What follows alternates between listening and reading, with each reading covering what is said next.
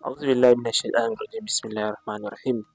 Al'umma barkanmu da wannan lokaci, sannunmu da kasancewa da ku a cikin wannan tattaunawa da muke da Malam Ahmad na Annabi, wanda yake mana bayani akan auratayya. Kamar yadda shirye-shiryen malam suka gabata, a baya yayi mana bayanin auren ɗaya, auren biyu da auren uku. A yau kuma cikin yardar Ubangiji malam za mu so a yi mana bayani akan auren huɗu. Bismillahir rahmanir rahim wa sallallahu ala nabiyil karim wa salatu wa salamu ala sayyidina rasulillah al'umma annabi mutan duniya gabaki ɗaya, ina muku sallama irin sallama ta addinin musulunci. To alhamdulillah, kamar yadda malam ya faɗa, a baya mun yi bayani akan auren gidan ɗaya da na biyu da na uku, yau kuma za mu tashi akan auren gidan huɗu. To akasari malamai sukan ce, sun faɗa cewa shi auren gidan huɗu wato aure ne da ake kiransa mu'tajizi. Shi aure ne wanda ba yabo ba fallasa. A farkonsa auren ana samun, ba wai ba a samu bane ba, amma dai abubuwan da ake samu baya wuce kamar abin da ya shafi kamar na abinci. Akan samu amma ba samu sosai ba, a fiye tara dukiya a cikin auren gidan huɗu ba, sai dai kuma wani hukunci na Ubangiji. Dan shi Allah shine al-musawwiru. Wani zubin malamai sukan ce, suna faɗin cewa wannan auren ba shi da kyau, amma kuma shi Allah shine al-musawwiru. In ya so kuma Allah shi ke azurta bawansa. Amma dai a ilimance shi auren gidan huɗu aure ne da ake kiransa mu'tajizi, aure ne ba yabo ba fallasa, ba a fiye tara kuɗaɗe gaskiya a cikin shi, amma akwai soyayya mai ƙarfi a cikinsa. Sannan akwai soyayya ta gaskiya, matar za ta dinga son mijinta sosai, soyayya ta gaskiya fiye da ma mijin ba, amma kuma akan samu tsogumi a cikinsa, a ƙarshe ma har ta kai ma ga rabuwa ba.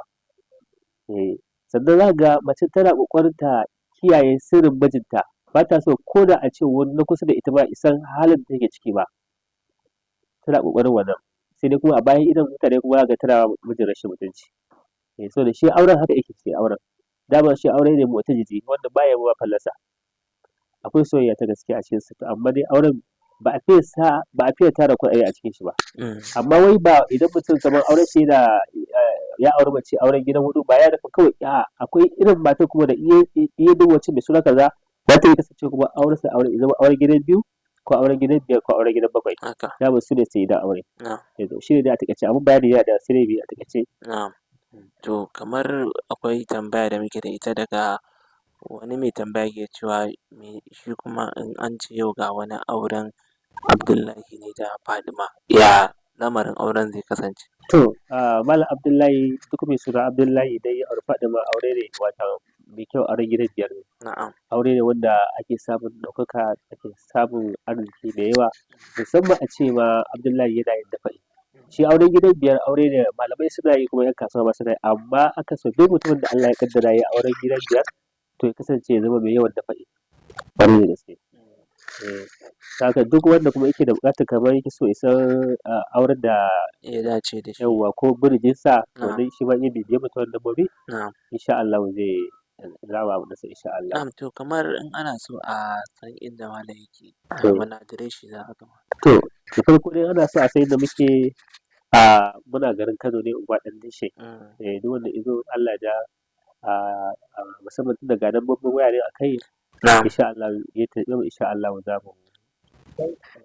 a yi masa kwatance, insha Allah. Idan ana son magana da malam ta WhatsApp, waɗannan lambobin ne dai? Waɗannan lambobin su ne ana so a magana da mu ta WhatsApp, insha Allah. To masha Allah. To malam sai a yi sallama da masu. Assalamu alaikum wa rahmatullahi ta'ala wa barakatuhu.